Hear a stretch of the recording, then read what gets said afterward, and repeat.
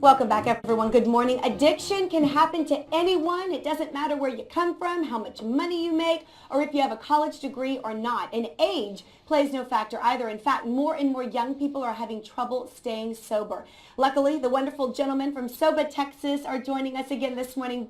Greg Hanley, Alex Rahici, and the one and only Daniel Baldwin. Good morning. Hi. Good morning. Thanks for being here, guys. What you are providing for our city is so wonderful. And I want to get to more on SOBA Texas, but first I want to start off with a clip. It's one of your SOBA therapists talking in detail about the issues there that I was just discussing when it comes to the younger generation and sobriety. Check it out. Personally, I have a 23-year-old son who I've had in treatment myself 2 or 3 times now. And I think you see kids getting worse and worse very quickly. And I think it's because maybe before it was, if it was alcohol, it might take a lot longer. Now they're going straight to hard drugs. They can't get alcohol, but they can get heroin, they can get meth, they can get coke, So these kids are doing it and they're burning out fast. And that is scary for parents maybe that are watching right now. Why has it changed, or has it changed as far as the younger generation and their trouble staying sober? Well, it's they're smoking drugs like they used to smoke pot. And I had a kid tell me recently that it's easier for them to get heroin than it is to get beer. Well, that's terrifying. Yeah, so it's, and they don't plan on getting addicted, mm-hmm. but it just happens really quick.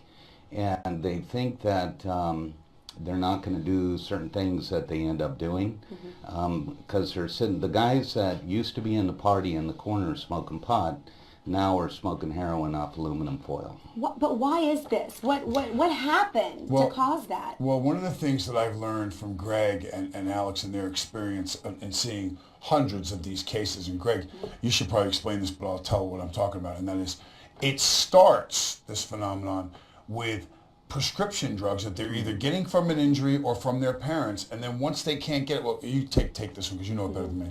Yeah, I can give a story of somebody who's sitting on the couch getting ready to go into treatment almost every time, and and generally the parents don't know what's going on. They're very surprised to find out that things had gotten to this level. They'll bring them in and say, I think my son or daughter's using too much alcohol or smoking too much pot, and then I'll talk to them a couple of minutes and find out they're addicted to opiates. If they're really young, they get addicted to painkillers, and then they can't afford them, or they can't get them, and they're going to get sick. Once you're addicted, the physical sickness that comes from the detox on that is people will do anything. And so when it's very hard to get or very expensive, somebody will come up and say, well, if you try this, you'll be okay, and it's a lot cheaper. Straight to the hard stuff, straight to the really scary stuff. What are some signs, though, that parents should be on the lookout for? Maybe they think something's a little off, with their teenager or young adult. What should they be looking out for? And what's the slogan?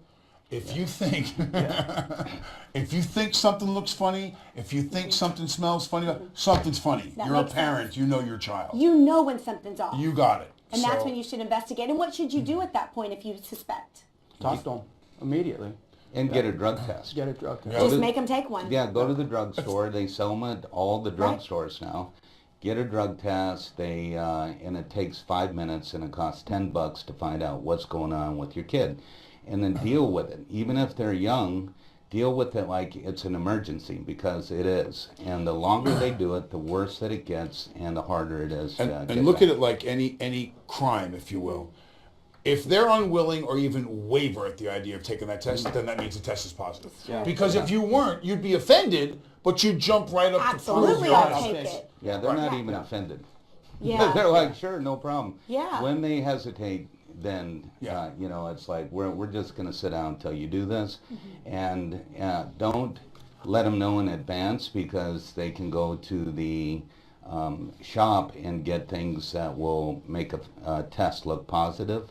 Just make them sit down right then, don't move, give them some water. You're doing it. Yeah, and yeah, you're doing it. That's I mean, what they're it is. underage, they're living under your house, you can make them do things at that Sure, point. absolutely. So, Sure. okay, gentlemen, please don't go anywhere, because after the break, everyone, we're going to hear, you hear it all of the time, the 28-day recovery program. Everyone thinks, in and out, 28 days, you're done, you're clean and sober. Well, we're going to tell you what the experts say is actually missing from that plan, and what needs to be done to ensure your loved one really gets the help they need. So we'll talk to our gentleman from SOBA a little more after the break. Stay with us. It's an experience I'll never forget, and I was able to do that because of SOBA.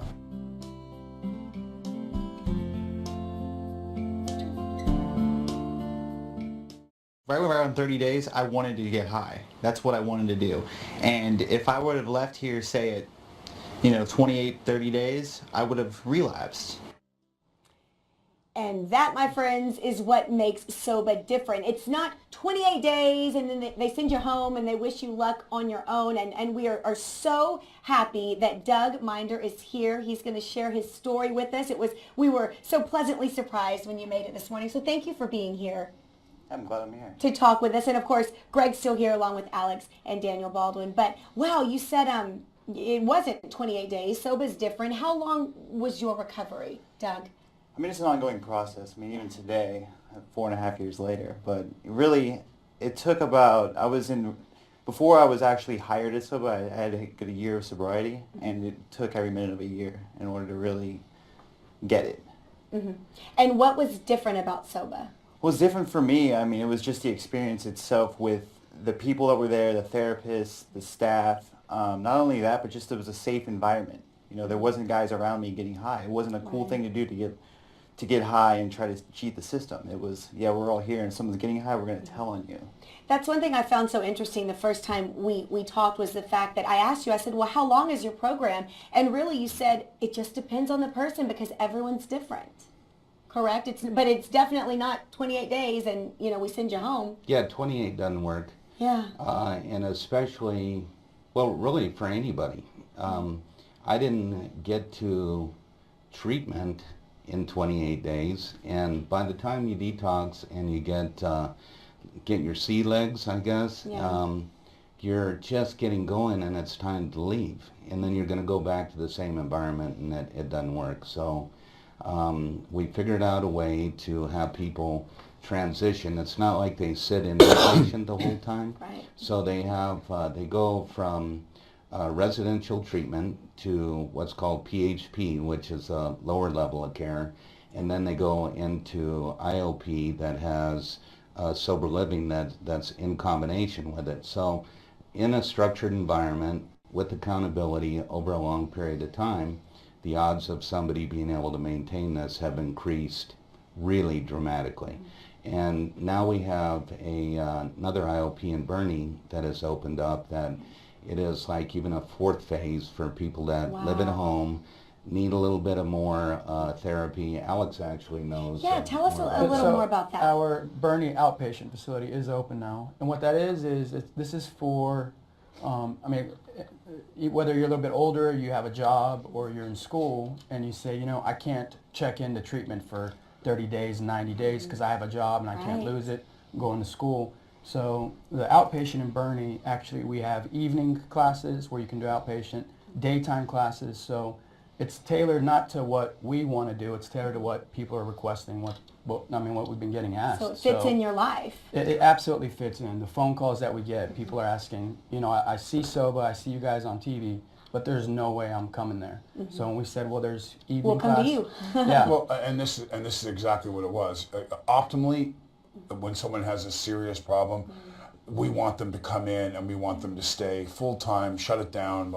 But the reality of that when you have children, and Greg and Alex sat listening to the phone calls that were coming in, and these are the men that actually you don't get, you may initially leave a message to someone, but you're going to get a phone call from the director, the owner, somebody that's well up the list, because they're going to be the ones that decides where it is that they can send you and how they can help you. And they were finding that there were people out there that just couldn't commit to that kind of level of Too treatment. many responsibilities. But they, but they were, you know, if they weren't, don't get misunderstand something. If they couldn't, if they didn't have a chance for success, I mean, these guys know exactly what they're doing. Greg can tell you, he can even tell you your story before he knows by the parents. Yeah. I mean, he's so used to it now. So here was something that was missing. A component was, I've got 3 kids, I got to pay a mortgage. How can I make this work? And you know, there's different packages of days you can come, and they really are going to cater it around exactly what Alex said. What is it that you need, and how can we help you? Which is very rare to find in this business. I've never heard of it. Yeah, I've never heard of very anything rare. like that before. Well, we're helping the kids, and now we have the moms calling saying that they actually need help too. So. Okay. Yeah, that's where the kids are getting the pills. I from was the going to moms. say they have Yeah. to come from somewhere. It's not Absolutely. their prescription. And a lot of people are really scared, so they need to kind of put a toe in the water and come in and find out what it's going to be about.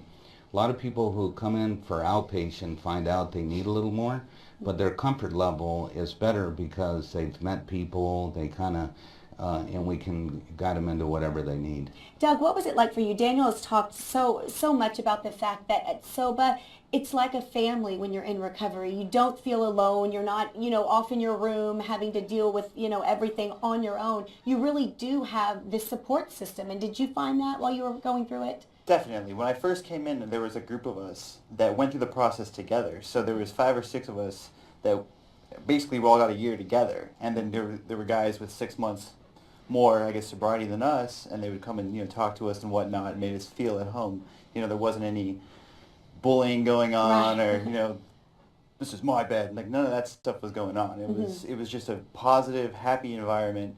And looking back on it, I was crazy. I was just totally insane. And I'm just so grateful that I was able to get it and not be another statistic, because but a basic 28-day program, I think the success rate's 3%. Right. So And you hear what he just said? 6 of us who got a year. That's 6. Yeah. You go That's 6. any place and try to get a graduating class of 6 that all went in at the same time. It doesn't exist. And Doug wasn't an easy guy. He's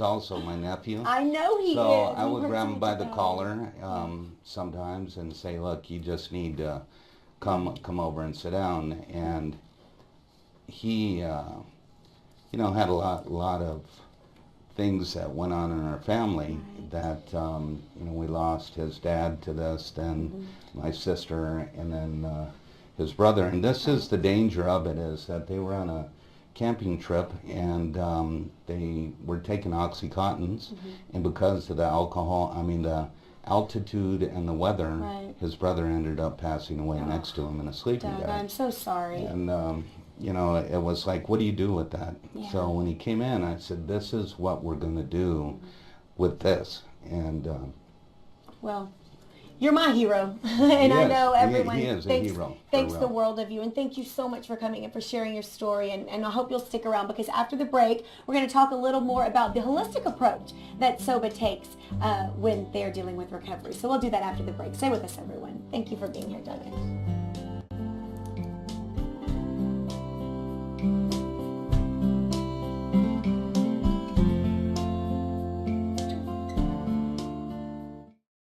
People that have had trauma will use substances to cope as their main strategy, and until they learn other strategies and also process through their trauma, they'll probably resort back to using something unhealthy such as substance dependence as a coping strategy. And that is another thing that makes SOBA so unique. It's the fact that they use such different and unique approaches when it comes to therapy. Greg Hanley is still here, along with Alice Rahici and Daniel Baldwin with SOBA, but also trauma therapist Carter Stout is joining us. Good morning. Welcome. Good morning. Thank you very much. Thank you for Great being here. What is different about the therapy at SOBA as, opposed to some other places?